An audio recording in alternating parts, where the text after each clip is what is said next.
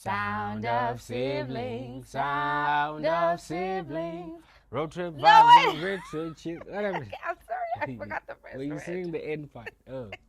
Okay. Stanbudani Makara. Hello, everyone. Hello, San Banani. Welcome back to the pod. I am one of your hosts, Imbali, And I'm Mo. and together we are the Sound, Sound of of Siblings. Siblings. And we're going to sing our jingle for you now because we know it, we've perfected it, we've practiced it, and we're going to knock it out the park, right? All right, let's do it. Okay. 1, 2, 3, go.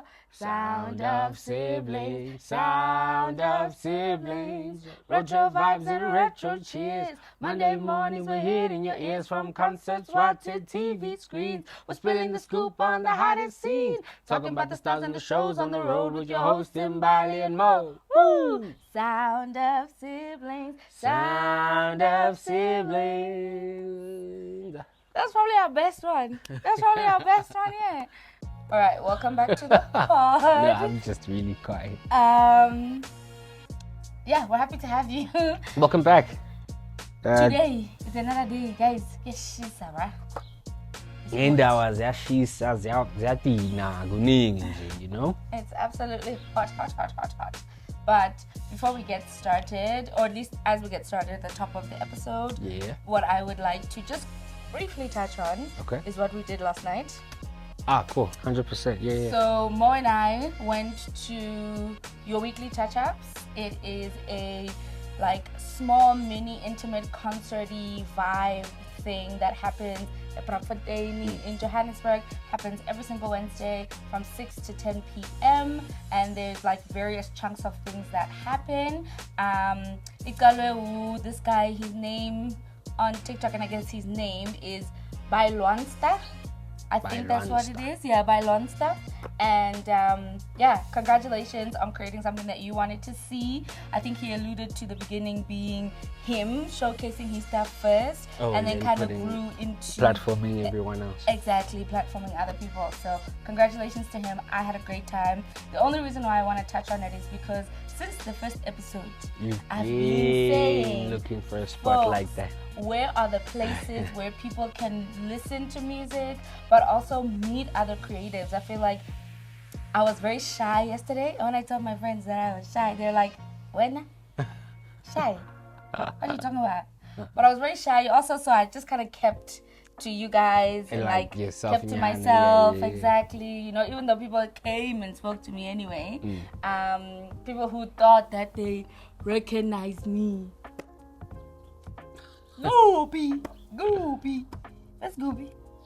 Anyway, but I felt like I was at home, but it also just felt like a spot that I could thrive in and I could be creative in. Yeah. And I've really just been looking for that. So I want to give it up to Mama Gashaga because Mama Gashaga does something called Mama Gashaga and Friends, which is all of the things that also happen in Mama Gashaga that maybe are not necessarily organized by Mama Gashaga.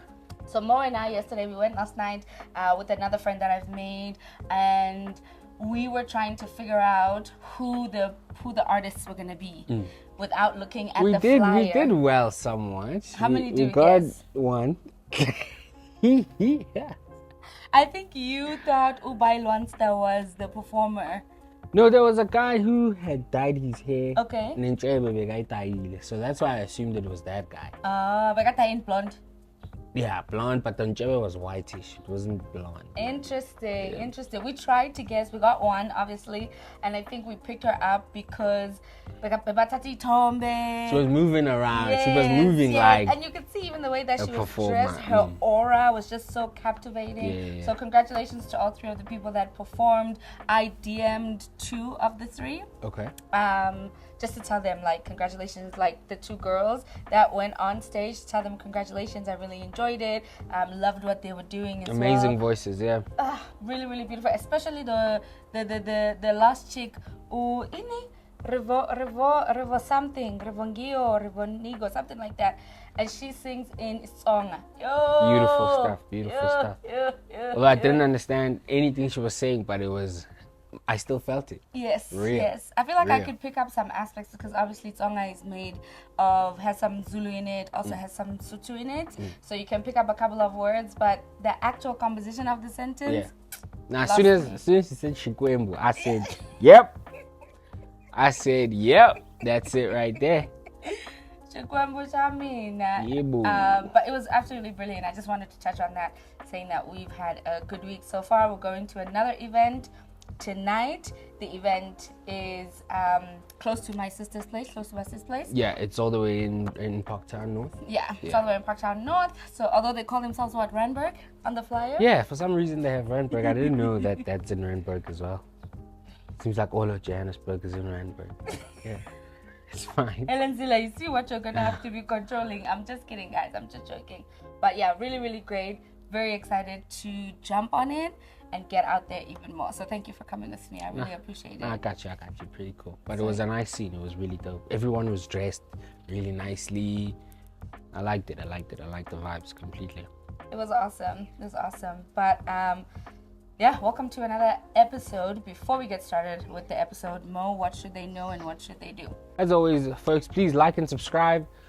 And leave us a comment on anything you'd like us to discuss, or if you have an opinion about what we've discussed, or just want to further the conversation. You can also find our accounts on TikTok as well as Instagram under the name Sound of Siblings. Yeah, happy to meet you guys and talk to you guys in the comments. Some of you guys are brazen with the things you say to us over there on TikTok, but we love it. You know, it keeps us sharp. It does. It keeps us on our toes for sure. But it also keeps me like on my thumbs, because I'm like, sometimes I want to just respond in an unruly way. Yeah, but it's but the I brand. have to remember that we're building a brand, and it's about the brand, and we're moving the brand forward. We're keep blocking people, and I'm like, no. That's for the brand. So Susanna gonna come in the comments, yeah, for the brand. But for me, on my page, I'll block you today. So I'm gonna do a short little game.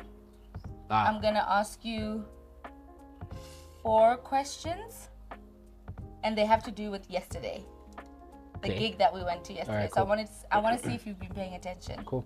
Okay, so if it's names, please take that out. If it's names, I'm telling you right now. Okay, so 4 questions. So question number 1 for Mo is, your weekly touch-up has a slogan, and the MC said the slogan over and over again. Mm-hmm. Do you remember the slogan? Yeah. Do you remember what the slogan is? Yeah. Okay, what is the slogan? We love alternative African music. South African music. Yeah. On a what? On a Wednesday. Especially when it's on a Wednesday. On a Wednesday. I'll give you that point anyway. On a Wednesday. Give you that point. That was really cool. I really like that. Okay, second one is, when the second performer came on, I forget what his actual name is. I put a picture of him here. When the second performer came on, he was performing one of the songs, and then he was like, I can't sing that part because this part belongs to who? Who was the other artist? The girl or the guy who helped produce? Because I only caught the name of the guy. Fiji. Something, Fiji. The girl that's in the song. Saying. Because there's 2 of them. Remember, we're even saying in the car on the way back, like he was saying that these guys are busy, but he was able to at least make it out that night. Yeah. Who was the chick who was following up with the verse? Nah, I don't know that. I didn't know the names. Okay, so the names, I would have accepted one of either of these 2, Leah Butler or Tando Zide. Okay. Shout out to them though. Yeah, shout out to you guys. Okay, the third question is, how many of those panels were hanging off the wall that you were sitting up against? 3. 3 panels. 3 panels. Red, white, and I think the last one was black. Was it black or more like black and red? Maybe like a ready combination. Nakolabo. And then you're doing pretty good. That's 2 out of 3 so I was there. I was active. Last question. So question number 4 for Mo. There was a chick who was wearing a particular color outfit. Okay. And the first performer shouted her out in one of her songs, was like, girl in the blue. And what was her outfit? She had a blue skirt on. No, blue pants. Were those pants? Yeah, they're like flowy pants. Okay. She had blue flowy pants. Yeah. As well as a cropped or I think she folded it, but a white shirt with the Salt brand on it. Yeah, and I'll put a picture of the Salt brand in here so you see what Salt brand we were talking about. But she looked absolutely gorgeous. She looked good. She looked absolutely gorgeous. Came to represent all the fashion honeys. With her short hair, summer. With her no hair even. She was bald, I think. Oh, was she bald? Yeah, she was bald. Yeah. Not with her short hair. She didn't have any hair. But yeah, shout out to that. Shout out to her. Awesome, Mo. Congratulations. Thank you. 3 out of 4. I don't want to be stung by a bee, y'all. Sorry, we're sitting near this foliage. This foliage is real. It's live and it's alive. So there's a lot of creatures. Not it's real, child. Hibernated. Everything in life is staged these days, guys. This is a real plant, Bafeti. I thought that went without saying. Oh. We're really outside. We're really outside. Awesome. So Mo, take it away. What's the next segment? So the next segment is where we have a discussion. It's called Let's Have a Dialogue. And today we're going to be focusing on, I think, the most diabolical news I've heard in a while. In a minute. We've been hearing a lot of diabolical stuff in South Africa as South Africans, so... Nah, it's just this one. Which one is the latest one? I don't think I've had a peaceful sleep this whole week in JFS. Damn. Yeah, and it's to do with the Thembisa scandal. I don't know if it's a scandal. I don't know if to call it a theft, allegedly. It has to be a theft. There has to be a scandalous, thefting, scheme, scammery thing. It's the worst thing I've ever heard, man. Because they are impacting people that need social services such as healthcare. They are severely affecting that. And we know, Uguti, especially since the pandemic, there has been a higgy-haga within how healthcare is handled and managed across the board, but also particularly in South Africa. We've had a lot of hospitals that have had shortcomings, and I think sometimes we think the shortcomings really are coming from like lack of funding, all these kinds of things. But with this Thembisa one, folks, and it made me understand that there's money, there's real money, there's money. Guys, we mustn't look at this thing from a point of scarcity, you know. There's a lot of money. It's abundant, they're just not allowing it to trickle down to us. Yeah. You know?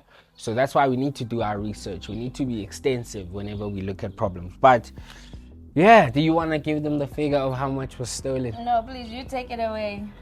So the SIU, which is the Special Investigations Unit, discovered Uguti, these guys, through corruption, basically stealing, they've stolen an amount that has amassed to about 2 billion rand. 2 billion rand. That's folks. 2 billion rand. Billion. Like, can you even think about what you're going to be spending $1 billion on? I could give you 100,000 rand per day for about 54 years, and you still wouldn't have a 2 billion. For 54 years, and you still wouldn't have a 2 billion. Rand every day. That's mental. That's mental. When you think of it like that, that's insane. That's mental. These people are unscrupulous. They're downright evil.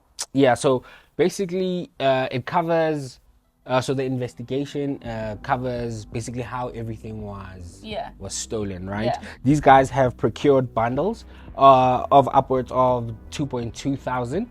So what that means is that they've basically lied about where the money is going and putting it in, what can I say, in these fake companies. Okay. You know, issuing out these contracts to them that all had to stay under about 500,000 rand, which is the threshold. Yeah. Because if they make purchases or transactions that are above 500,000 rand, they would have to be they're not investigated, but they would have to then go through the entire tender process. Yeah. Which I'm assuming then they'd have to show proof to the government, actual budget, etc., etc. So then that makes me wonder, Guti, at that 500,000, there's no budgeting required, there's no reporting required.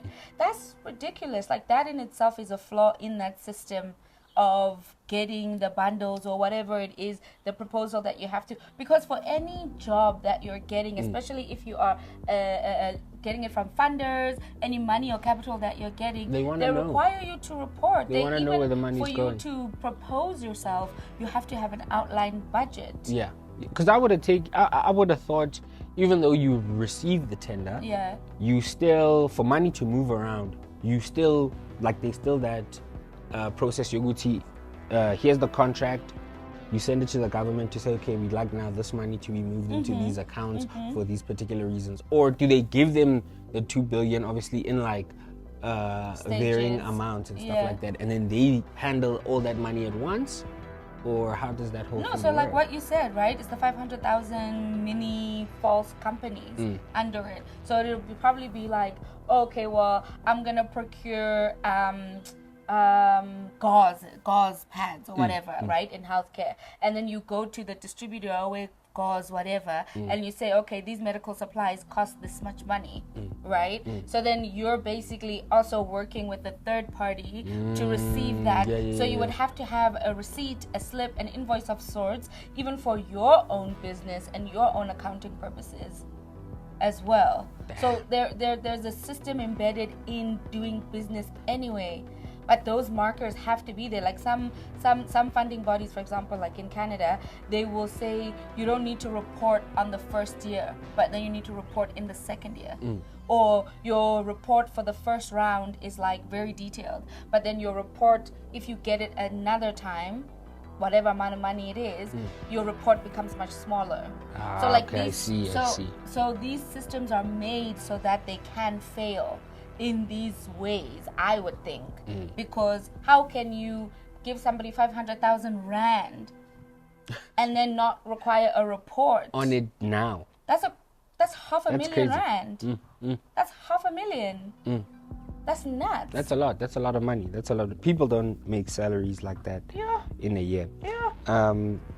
So yeah, who is involved, right?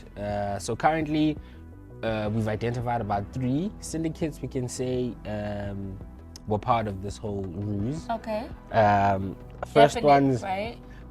First one's being the Maumela syndicate, which is linked to Uhangwani Morgan Maumela. Okay. Right, who is apparently the estranged nephew of Sir Ramaphosa.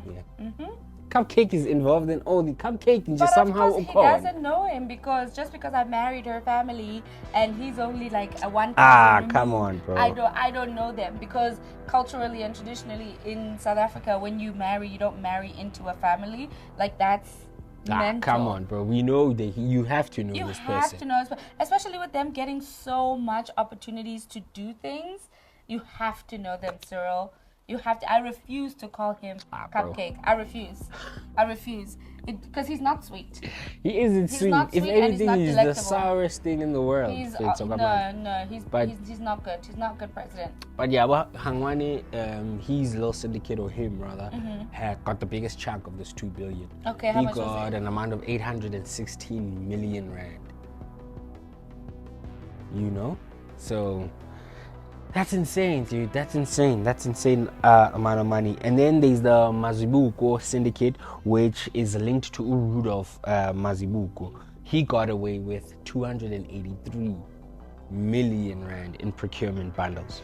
Mamela, what was his role to get 816? I think he was the mastermind behind this whole thing.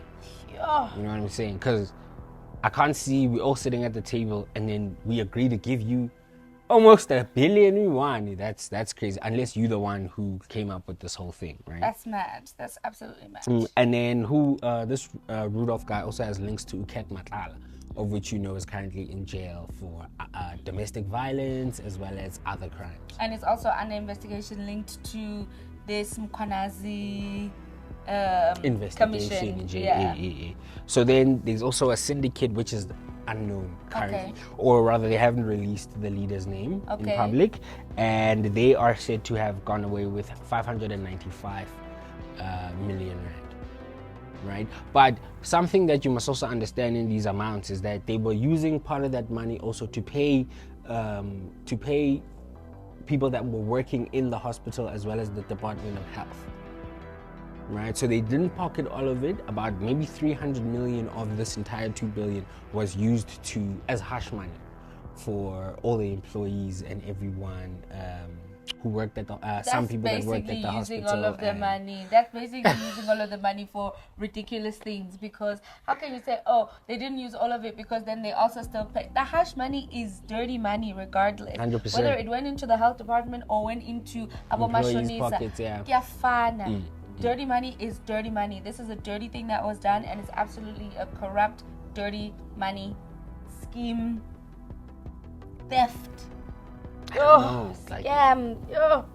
Financial murder. And did they not end up burning part of the hospital? They ended up burning part of the hospital in efforts to obviously conceal their wrongdoings, right? Or as a form of distraction or something like that. But to add at its highest. Could have even been an insurance fraud claim. You never know. Because in Vancouver, a lot of these insurance fraud claims were happening. People would just know that their building needs to be torn down and redone, but it would cost them too much money. They just decided to burn it and then claim insurance. Yeah. Oh my days. Yeah, so we mustn't forget. Think outside the box. As now I'm joking. Don't obviously. That's nuts, mate. Wow, that's a lot of money. Right. So yeah, about 15 current or former officials are under investigation currently because of their part in the corruptions.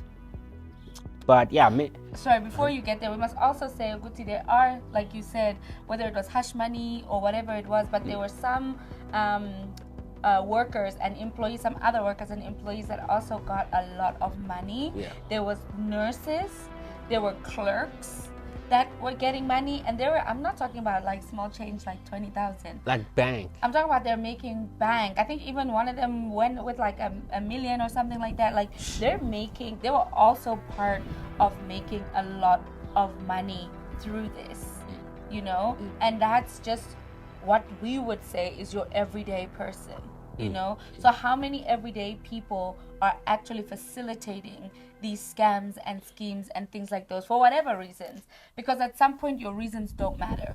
When you're actually then, you know, jeopardizing the lives of people. No, they don't matter. They fall out the window. Your reasons don't matter. Because they're the same people that are going to come back and say, oh, but then we got fired. There were so many people that had to get fired because there was no funding. Meanwhile, you were there when money was coming in, money was getting chowed. You were there. Exactly. So now we must stand with you as well. It's a disaster. But some of the methods that they used to commit this fraud, like through procurement fraud, fronting or false supply chain management, documentation, and money laundering, of course, and payment kickbacks to hospital and officials.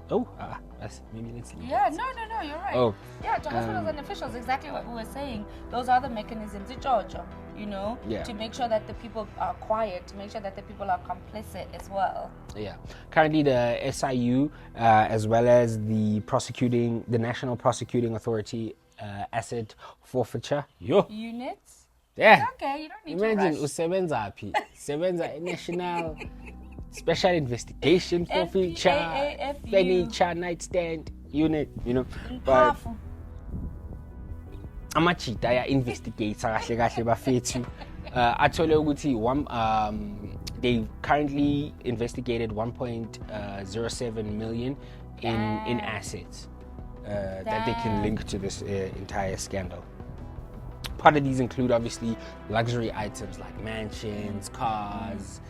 Not these guys buying like 7 Lamborghinis just to go stunt on the baddies. Like, what's going on with our fathers? On Instagram, she said, all you baddies that are with these tenderpreneurs that are stealing our monies, stop posting your luxury life. Owazi ukuthi ujola nalo muntu otshontshe lapha eThembisa. Owazi ukuthi ujola nalo muntu otshontsha lapha egovernment. Owazi ukuthi ujola nalo muntu otshontshayo. Nitshontsha imali yabantu. Bese niyahamba niyopost ema Instagram when Instagram feed. Kitlala bra. No, kitlala. No, kitlala. No, kitlala la hotel. Mara unalitlala the size of 2 billion. Wanyela wena. Kitlala bra. No offense. For 2 billion? Crazy. There's no way somebody would be hungry like that. So how this whole thing started, to become uncovered. It was by a department whistleblower. Yeah. Babita Dokoran. Okay. I hope I'm saying her name correctly. Shout out to Babita. But she is the one who basically initially flagged suspicious patterns Yeah. linked to the hospital, and she was shortly assassinated. Oh, shit. After that, yeah, she is no longer with us.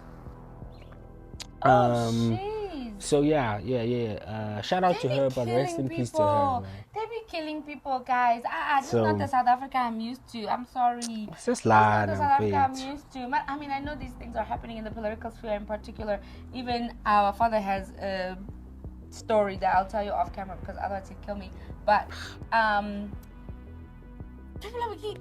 we're killing each other. We're doing assassi too much, guys. Not assassi. We're doing assassi too much. We must reel back on the assassi and pump up the accountability and responsibility. How did you get sensitized? Because I feel like a lot of us we're not angry enough, Joe. Like, how do you sensitize yourself? I don't know. I'm just tired because it all feels like it's playing out like a movie. It all feels like it's a fictional thing. It all feels not even a fictional thing. It feels like this is a Americanized sci-fi movie sniper situation, and we don't be sniping ourselves like that. Like, we don't be sniping each other like that. Are we assassi like that? We assassi. We kidnapping in Cape Town. We kidnapping journalists. We're doing it. We're doing everything. It's nuts. Maybe I'm not sensitized. Maybe I'm just uninformed. And maybe there's that saying that says ignorance is bliss, you know? And the more you know, the angrier you get. Yeah. Or supposedly, the more you know, the angrier you get, you know? So I don't know, man, but this assassi has gone too far because now we even have that other guy, Oshonele Paris. Oh, Bani. Atim Tetwa. Which, if you don't know, that's our ambassador over there in France. He has said to have fallen from the 22nd floor of a building, and they're still sort of investigating what happens. Next thing was that he slept on above. So, but he also came out. His name was stated there in the commission. So we really are doing assassi because why would your wife be looking for you? Allegedly, his wife was looking for him in South Africa, but then his body is found in Paris. So there's some people that are speculating that he's escaping from the responsibility and the accountability. Or are they saying he faked his death? Yeah. Or that he was assassi. Because he was probably like a serious link. Probably. If they linked to him, he could link to everybody or whatever. But Yawana, crime doesn't pay. So you have all these millions, man. You fell off the 22nd floor. And now you can't even spend a dime. You understand? And because he died, I think we're also doing this thing where we think he was innocent in some way. But we don't know. So hold that anger still on, like, for him. Let's find out everything. Let this commission come to a close, and then we'll know all the facts for real, folks. And I know we're not giving you an update on the commission. Please, there are other people out there who give updates on the commission. Please go and watch them or watch the commission yourself. Like, that thing is heartbreaking as well. I don't know. I cannot conceptualize or wrap my head around every single element without becoming disappointed, but also despondent. Like, I'm just like, Nkwana baba, umuntu baba. Tubulala baba. Yeah, the commission. Ratatata, bro. Like, no, that's obviously we'd never promote violence. No, that's definitely too much. But yeah, going back to the Thembisa scandal, that's absolutely mad. They really be driving out here with all the monies and then killing up the whistleblowers. Like, that's mad. Which makes you question, how much recovery of funds do you think we'll actually get? How much recovery of funds have we gotten before? And what state is Thembisa in, Manje? If people stole this amount of money, is Thembisa in debt? That hospital? No, they wouldn't be in debt. They would be in shortages of whatever it was that they were supposed to procure through these tenders. So if they're supposed to procure a new MRI machine, then they don't have an MRI machine. If they're supposed to procure insulin, then they don't have insulin. You know, if they're supposed to procure, I don't know, more beds, then they don't have beds. Like, if they're supposed to build a particular wing or hire more people, Forget about that. There's not that. And then there's also more because of the fire. right? And even this money, maybe this money was meant to build up a team that could actually work and figure out what's happening in the hospital. But now might even be layoffs because of the destabilizing of that hospital. Yeah. And it's a Thembisa, bro. I don't know if you guys really know much about Thembisa, but Thembisa is nabantu abaningi.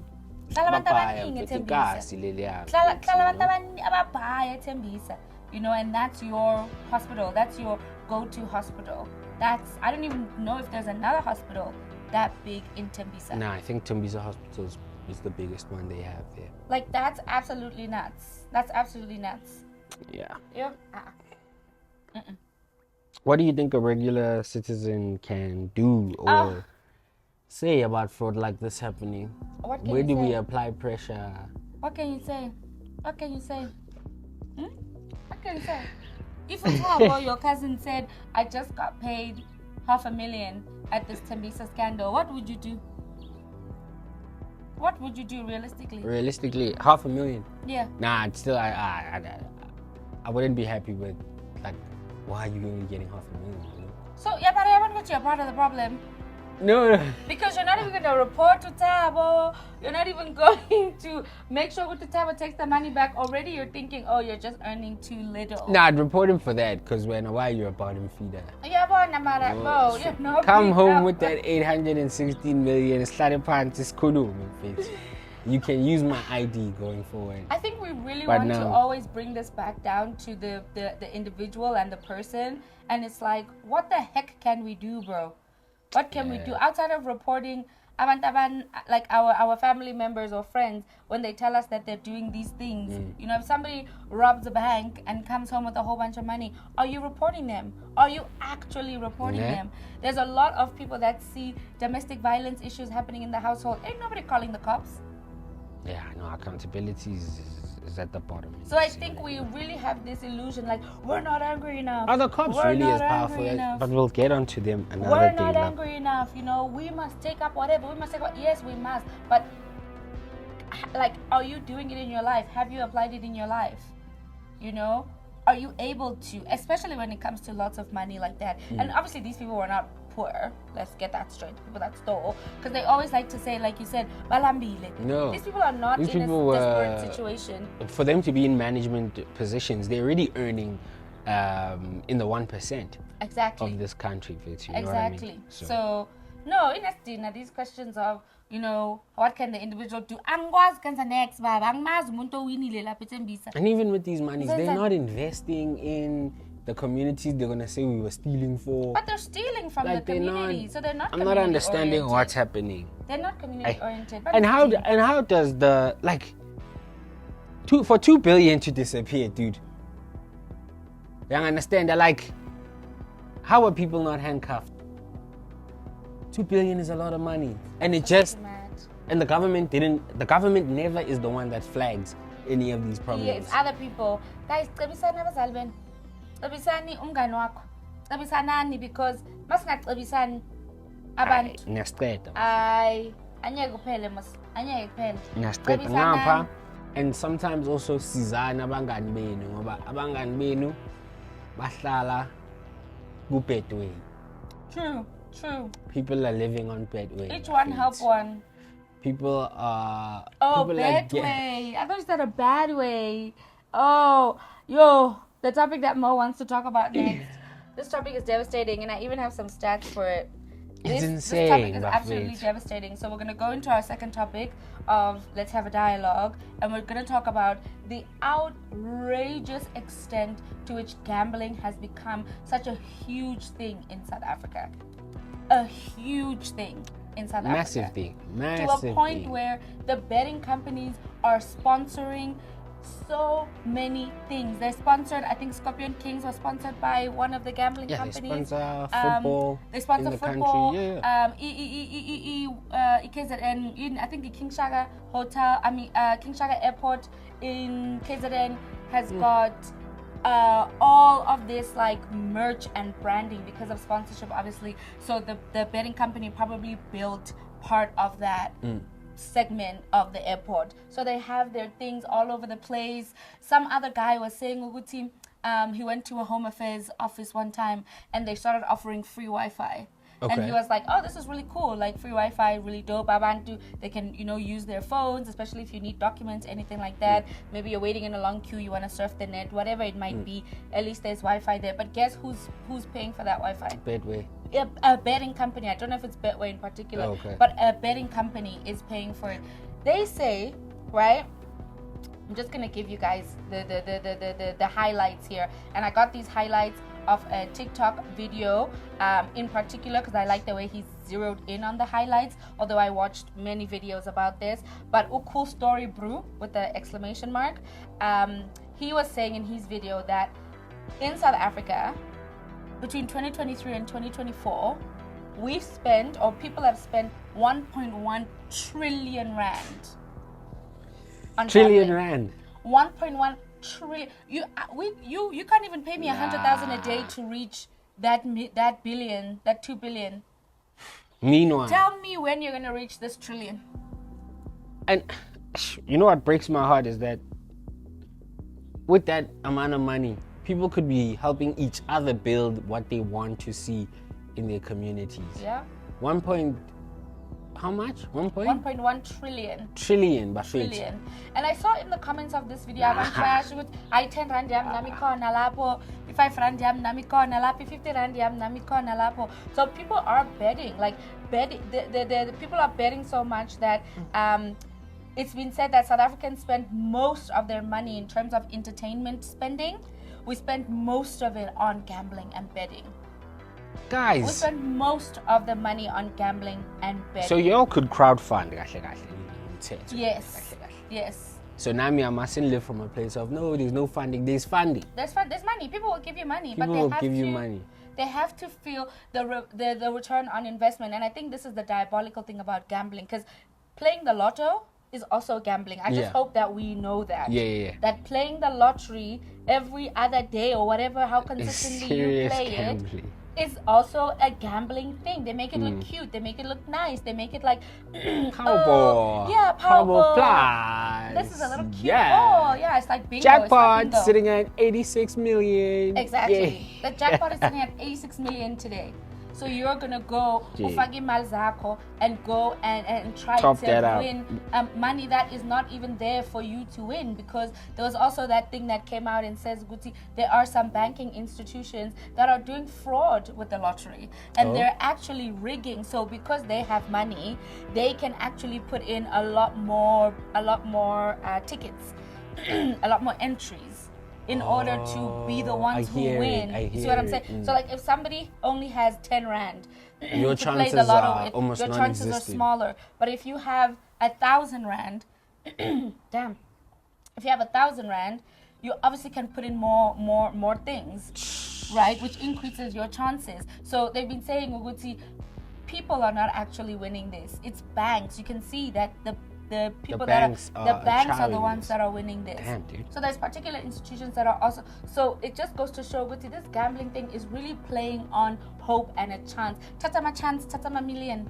Damn. Tata ma chance, tata impilo yakho. Tata ma chance, tata indlu yagini. Tata ma chance, tata imoto yagini. Tata ma chance, tata school fees sabantwana bakho. Damn, dude. Bafethu kanti kenzakala. It's absolutely mental. Provincially, so across different provinces on average, we in some provinces the gambling rate, so they say about 69% of the population is gambling in provinces? Some provinces, and in other provinces 80% of the population is gambling. Damn, guys. 70 to 80% of our population gambling is a lot of money wasted. I don't want to be crude or mean or rude, but that is a lot of money wasted. Shucks, bro. Wasted. Because who's making that money? Betway. All these other gambling companies. The lottery is making that money. That's absolutely mental. So there is this kind of gambling thing is being called a social catastrophe, because it is a social catastrophe. Where there's that gambling place, are there not hordes of people out there. And why is there a building for people to come sit the whole day and gamble? Like, there is not that hordes not crazy? of people out, and it's not even a nice building, mind you. It's not just a nice building, It's not a fancy building. It's not a casino-like thing. There's nothing sexy about it. There's nothing luxurious about it. And this is how you can tell how depraved this thing is, because there's nothing even sexy about it. People sleep there overnight. People are betting away there. I'm not saying, Tata, I'm a chance to take your house just for fun. People are betting their houses away. So their houses away, their cars. So we can crowdfund land. Their livelihoods. No, this is sad, dude. So I feel like, yes, we can crowdfund, but what is that return on investment that these people who are taking these hopeful chances are looking like for this, in terms of being able to do mutual aids, crowdfunding, and so forth and so on? Because instead of putting Leo, 10 rand, 50 rand, guys, set a code, man. Back in Bleisha now. Yeah. Okay. It's absolutely nuts, folks. It's absolutely nuts. And even some people are gambling using their social grants that they get from the government. That little bit that they get from the government. That little 2% that they get from the government. So some people are doing this for survival, actually. Yeah. Or to pay off debts. But also remember that gambling has a particular addictiveness to it. You know, you win a little, you lose a lot. You win a little, you lose a lot. You win some, you lose some. You win some, you lose some. So it's that spike of, oh, the one time I only put in 10 rand, but I got 1,000 back. So it's in Faga. So it's in Faga maybe 100 rand, and see if I can double, triple, quadruple that. Yeah, no, this government, not even this government, but they failed us, and the amount of marketing, there has to be a limit. There has to be a point. It and alcohol, there has to be a point. There has to be a point where it's like buffet too. Your ads can't run after a certain time of day. And also, you can only have an ad, like when I watch podcasts, for example, and the podcasts that I usually watch are like 45 minutes to an hour and a half long. When I'm watching the podcast, there's a betting ad that comes on in that hour. Let's say it probably comes on about 6 or 7 times. Shit, dude. It probably comes on about 6 or 7 times, and it's not always coming on as the long version to skip it. Now they even have a short version that plays for that, however much time you would have to watch something before you skip it. It's a lot. It's absolutely a lot. I'm not inclined to betting, so that ad doesn't really get me. Yeah. But like, if I'm somebody who might be inclined to betting, who had an experience with betting, who was a bettor, let it go, and then I'm trying to be proper. Yeah. You can't even say you're not interested in ads on YouTube like that. Or even the blocker thing doesn't block them really. No. The ad block. It's enough. So they are calling for betting ads to be banned, as well as for online betting to be banned. Yeah, because how did cigarettes get all the smoke? And, excuse the pun. How did they get all the... I'm going to put it in here. How did they get all the smoke? But like, liquor and everything else, they get away with it. Like, it's the propaganda. Shit. It's the propaganda machine, like we were talking about in the one episode. It's the propaganda machine. It's a propaganda machine. We think, oh, media is just media. No, it's a propaganda machine. Because how is selling amalus more detrimental than all of these ads and gambling? How is selling amalus more detrimental than selling Isavana A1? Which? Out of a 6-pack. And then are there treatment facilities for these people? So apparently, there are services for counseling on the rise in terms of for gambling and betting. So they are starting to offer more of those counseling services. Who are they funded by? I'm not too sure. I didn't get that deep, but I'll do a little bit of that research and then I'll put the response here if there is a detailed response of who they're funded by. You know. Who do you think they're funded by? Obviously these betting companies. Yes. Damn. It's probably like not a disciplinary thing, but it's probably like you have to better what you made bad. So they probably have to take some of their profits and stuff. Yeah. And put it in So like a these, social impact donate thing. it to these treatment facilities. So like a social impact thing Surely, man. that Surely. some businesses have. Because this government that steals from us is not going to fund these things. Yeah, hi. You know, so guys, stop gambling, please. and I stop wonder, gambling. what's the age range of people that are yeah, gambling? because I've seen a lot more youth being involved in setting up parlays. I think the age range is absolutely wide. The age range is absolutely wide, from young people to older people. Because remember, also there's the element of a sophisticated betting and a non-sophisticated betting. So it's not sophisticated in terms of the way it looks, right? But the younger people, they might do casual poker nights, they might do off their phones, off the apps, and this is why the online betting needs to be quashed, because it is reaching the generation that is tech savvy. Like if it was just you had to go in person, they wouldn't have this kind of impact. It wouldn't be happening. But also I must remember, Beja is something that's been happening a lot. Like abantu bebadlala is whippy. Abantu beba, what's that other thing? Dice, yes. So people have been gambling. China was also a gambling thing as well. So it has been there, but it hasn't been at this extent, because now they are force feeding it to you. I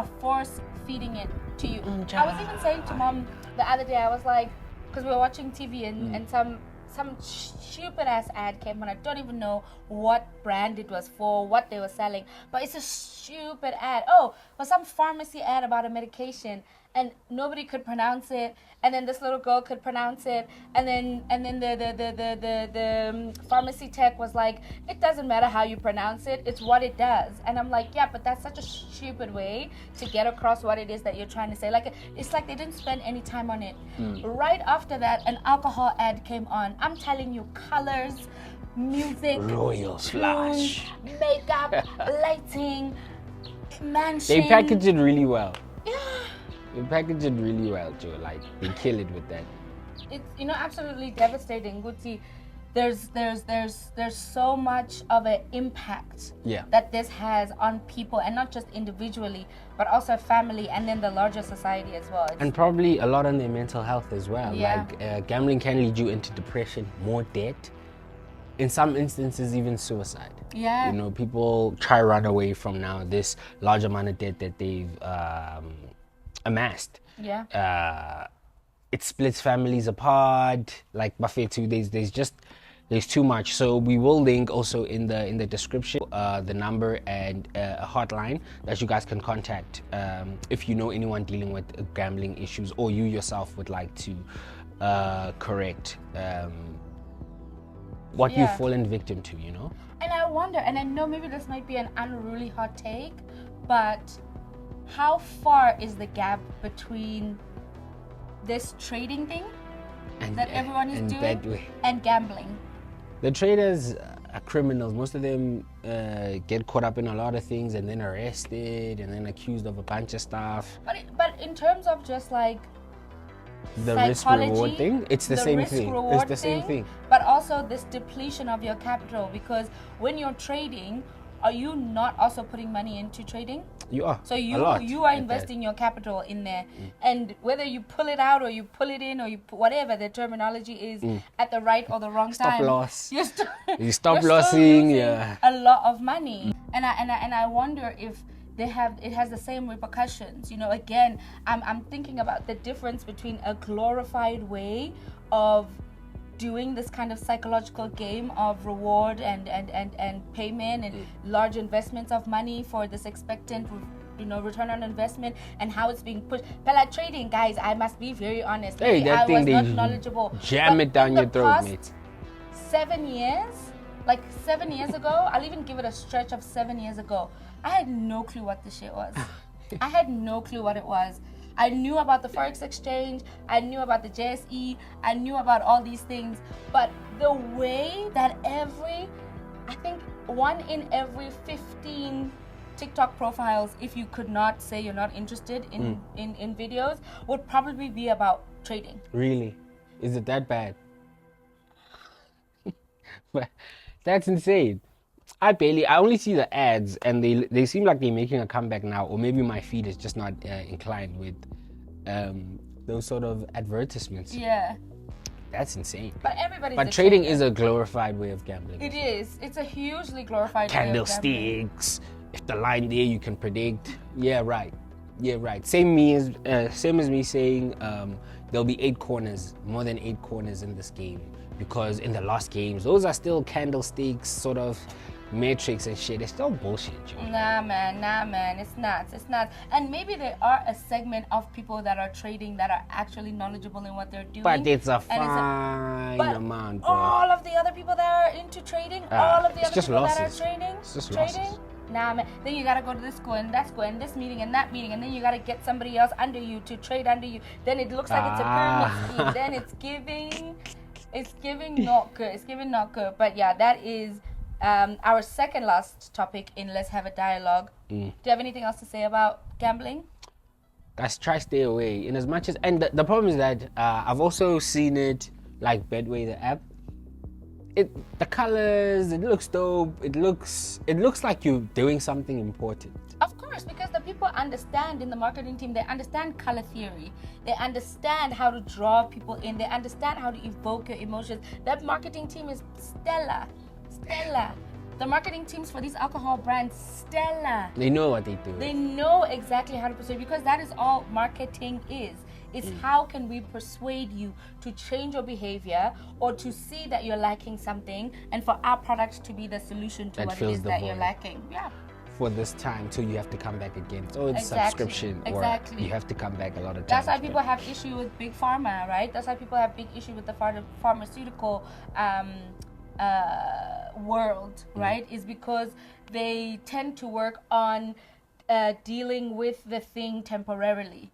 They don't actually work on come up with cures. the solution. Yeah. They don't work on cures. They need you because if coming you back. need to work on cures, then this factory that makes all these pills that I These are just bought, bad.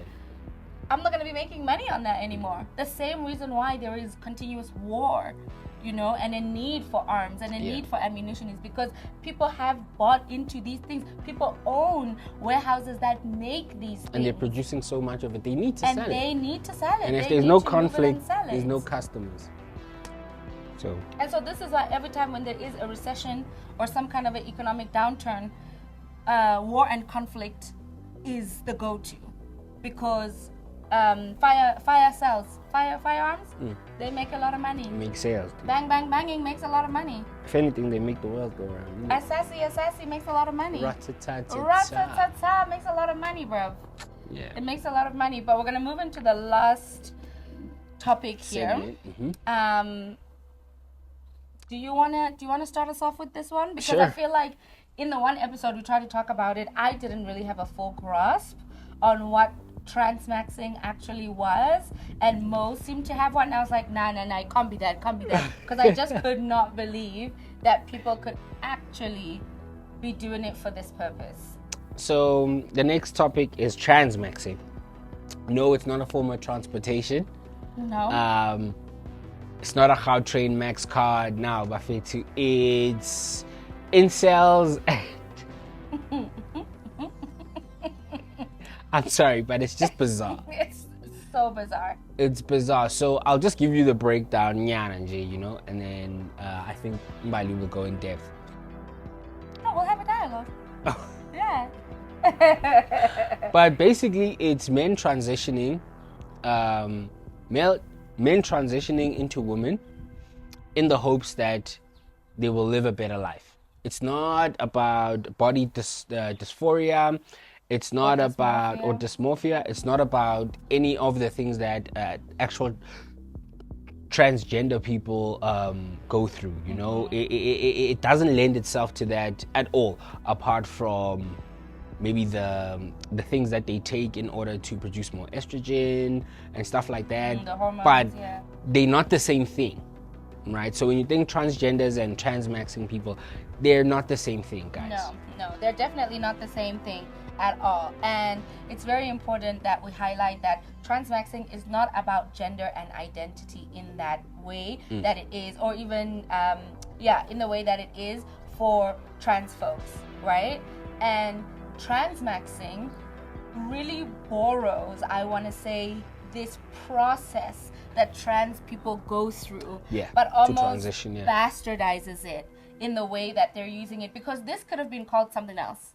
It didn't need to be called transmaxing. It could have been called cross-dressing for white men and boys who feel like they have not met the masculine norm and that alpha status in whoever they're getting the definition of masculinity is from, and they feel like women are suppressing them in particular in society, and that we as women have the power and the dominance, and so therefore they're not able to meet this masculinity definition, play out this role of masculinity because of us. And so apparently women are getting all of these advantages because we are women, right? So let's just break it down, because it's hard to explain this nonsense. I watched quite a few videos. I think I can kind of explain it, not as well, so I am going to put in the screenshots of the people whose videos that I watched.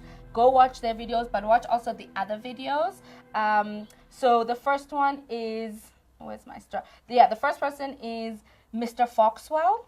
Does a really good job of breaking down the cultural aesthetic that informs and the paradigm that informs transmaxing in particular. It goes all the way back to Greco-Roman cultural aesthetics as well. So the ways in which men are defined in these spaces, where there are the macho men and there are these, Johnny these, Bravos. exactly, these really, but then there's also these other guys who don't necessarily fit that.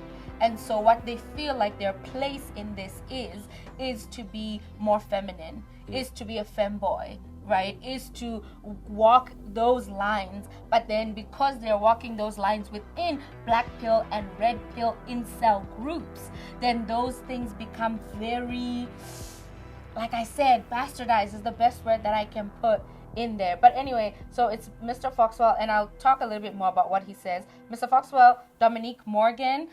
Dominique Morgan is a trans black woman, and she talks about this differentiation and the understanding that people have to have about this not having anything to do with being trans, and actually how this affects and disenfranchises the trans community, exactly. In trying to hop in, but not necessarily hop in, and then still perpetuating homophobia and stuff like that, right? It's bizarre. It's bizarre. And then be a homophobe as well.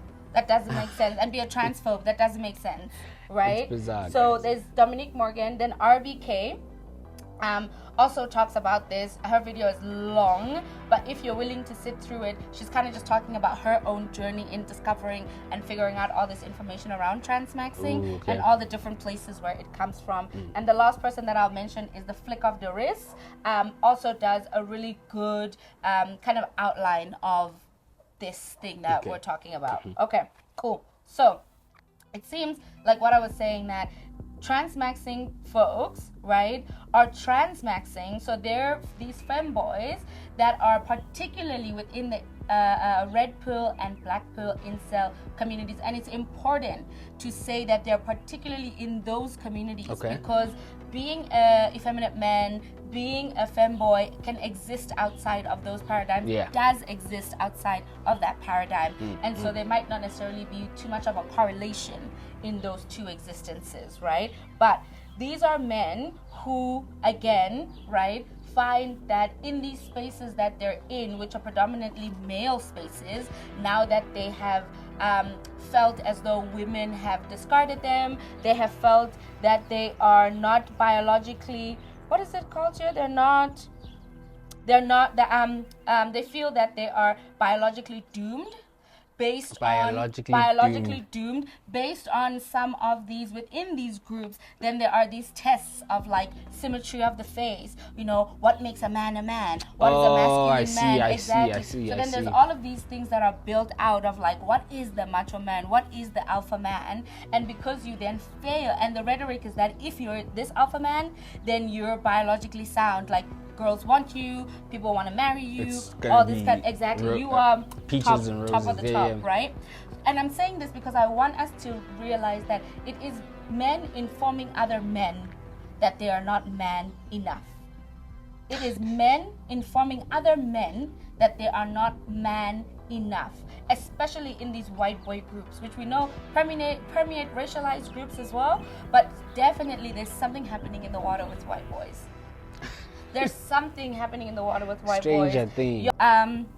But they have this hatred of women, right? They don't want to be with the women because we've apparently rejected them. Okay. So they reject us. Okay. So they don't want to be with women, but they realize that women have these advantages that they say are advantages in society, and so being a woman in these incel spaces, so being women adjacent, which is to be a femboy, to take estrogen or whatever that process of the transmaxing is for that particular person, that will give them these advantages and these benefits. Now I'm going to list to you what some of the benefits are. But Mo, before I list what some of these benefits are said to be, what do you think some of the benefits are that women just inherently have from birth?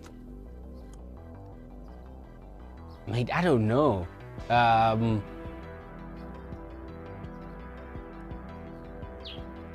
People open doors for you? I don't know. Hey, some people hold open doors open for you? Some of them do. So that can't even be a benefit you get inherently by being born a woman. I don't know, man. Because when I'm crawling to the door, if I'm a man or if I'm a boy or a girl or a child, and I'm crawling to the door, are you not going to open the door for me? Anyway, so apparently these are the benefits that we get, right? Emotional regulation. So off jump, just women are emotionally regulated. Intimacy. Off jump, we just have better intimacy. Emotional expression. I think this one has some soundness. Okay, yeah, that one it. I can. Emotional expression definitely has some soundness to it. Yeah. But I think also for women, it is a particular type of emotional expression. Because remember, hysteria was something that they said was a psychological defect in women. And they were lobotomizing women, which means that they were drilling into brains in order to quell hysteria, which is the expression of women's emotions. Please, let's not forget the historical context of even how some of these quote-unquote advantages were disadvantages for us. Community is another one that apparently we just get off rip. Security is one that we get off rip. Now, I don't know how we be getting security when crimes against the GBV women are insane, cases, bro. when what's happening in the DRC right now in the Congo, one of the biggest things is women getting essayed, children getting essayed, sexual violence in general just escalating. So I don't understand. Okay. Being taken care of, apparently we get that off rip. By who? Exactly. Don't call me mama. Nah, don't call me mama. And then being hyper feminized in the freedom of expression, right? Which that one has some soundness. All the expression ones have some soundness, but again, women are also policed in the type of femininity that they can express. Okay. Right? Because then a lot of women, and especially black women, become very masculinized. Men will say, fana nendota anyway. Yeah, I've heard right? that before. Yeah, if a woman is independent or whatever, I was in Zindota. Right? So how is it something that we're getting off rip, but then when people are doing these masculine-like things, when women are doing them, we're trying to be men. So is it yours or is it ours? Okay. I don't know. I think the problem is older generations or people that are considered men. They've come up with these environments that other men obviously find themselves in, because you gotta hang around other men to be a man, that's the other thing in black culture, type thing. And yo guys, sometimes maybe I can see why the youth is like easily confused, dude, because you guys haven't hung around. You guys have probably gotten the comments here and there, but you haven't hung around these people and actually listened to the things that they think. It's insane, guys. It's absolutely pathetic. And the problem is, manje, we don't fit in those groups. We don't fit in this in the groups or in the environments with other females because it's their environment that they've built themselves. We don't have that environment for ourselves with one another. You understand? Yeah. So it's easy to manipulate that group that feels lost into hating a particular group or gender, like separating the genders, and also being particularly told that the reason why it's you're because not of having that group success not in wanting being a man you guys, is because it's the women that are subjugating you, that are oppressing you, that are taking from you, right? So then another one that they say that women get off rip is cheaper life insurance. Fair though, car insurance, fair though. But can we it's also because figure you guys don't get into as much accidents, or like you guys are not a danger to yourselves like that. Women in general, if we're very generalizing on a larger scale, women in general are more risk averse than men. And in particular type of risks. I'm not saying the women that jump out of planes. I'm not saying that you don't jump out of planes. I'm just saying if you were to be put side by side with somebody who is as risky as you, or you were to be given a list of risky things to do, you probably would not do as many risky things. One of my exes is a risky guy.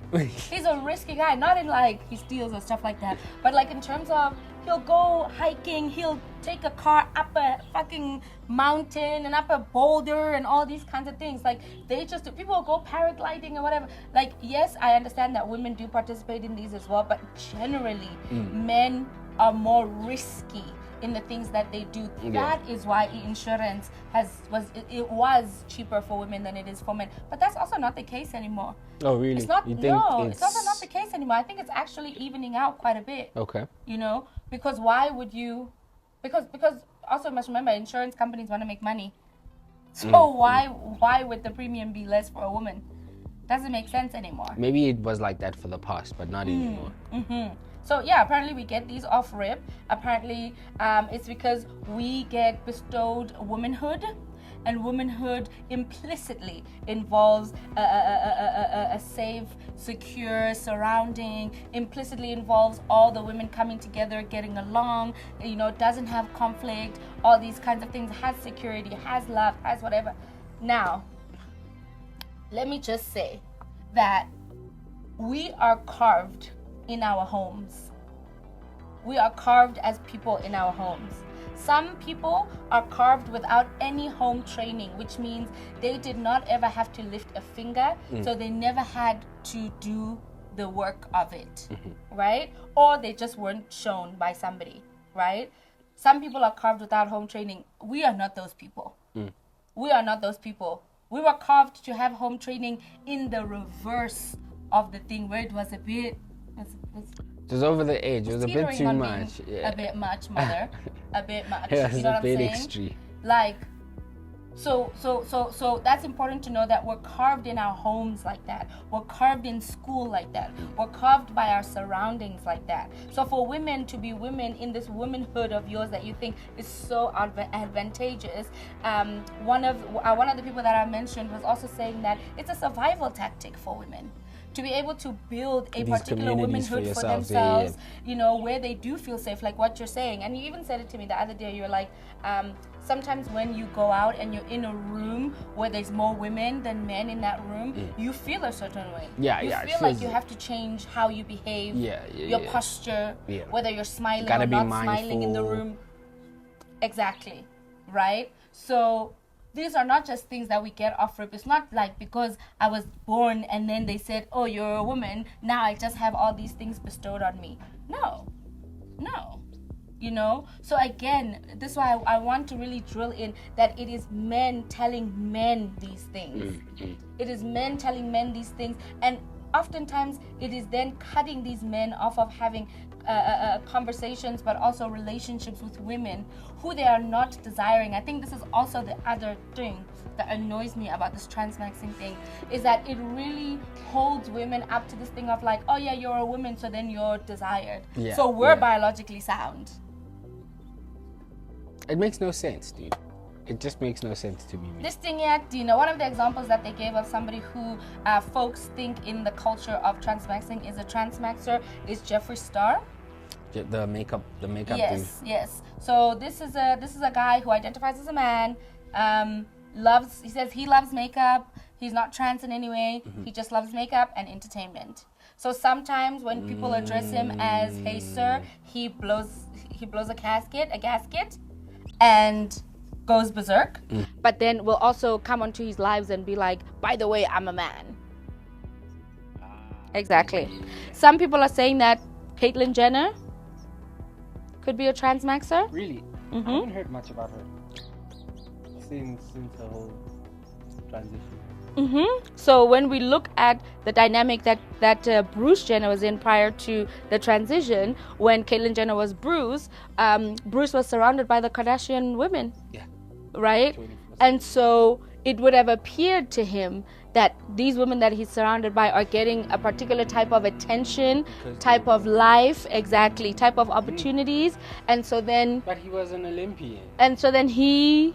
Exactly. So that's what people are speculating. I'm not saying this, right? But I'm just trying to make sure that I give you all of the information that I was able to gather. The amount of... I'm surprised my eyeballs are still in my socket. The amount of eye rolls I did doing this research. But yeah, so it's definitely folks who feel, but we know that incel communities are people that do feel victimized by a system, and I guess for transmaxers or this particular group of people, they feel victimized by women. The outlet is on is bashing, hating women. Yeah, so they're not actually wanting to identify as women either. They're only doing it. They're just doing it. Yes. So somebody will go and buy a dress and start dressing in a particular way, expressing in a particular way to want to be treated. Like I can't envision it happening for real. It is happening. There's a documentary. I'm going to put a screenshot of the documentary that they have on this, and I think it's in the UK as well, where they did the documentary. But watch that documentary. I need to watch it because, I want to see. So you're saying the manliest thing I can do is go cosplay a woman. Shout out to them. Yeah, which is sad. That does gymnastics in here. That does gymnastics in here. Construct a person who believes in that the whole situation. Exactly. Where do you start? Yeah. It's mental. So folks, please, apelani, take care of each other. Be safe.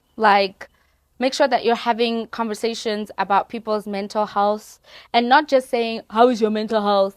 I'm saying literally sitting there and listening to what people are going through, giving advice, also not taking yourself as a counselor, advising your friends and your family members and your people to seek help, professional help, But we need to be appealing to each other in more ways. And not just having lighthearted conversation. Yes. It doesn't have to be all the time as well, right? Yeah. You can have fun. But sometimes steal a moment and have a meaningful conversation on whatever it is you think the next person should be concerned about as well. Because South Africa is our community. Yeah. Yes, it's a country and so on, but we are the heart of it. Yeah. Right? So we shape it essentially. Yeah. So yeah, that's that. Moving to the last segment of the pod. This is Upelepele, where we talk hot takes, something that is spicy, something that is juicy. My hot take, very, very quickly, it's not even my hot take, it was somebody else's hot take, but on TikTok, on a snapshot of one of Lost episode, we were saying, Uguti, why do the people in government not retire? Why are they such old people in government?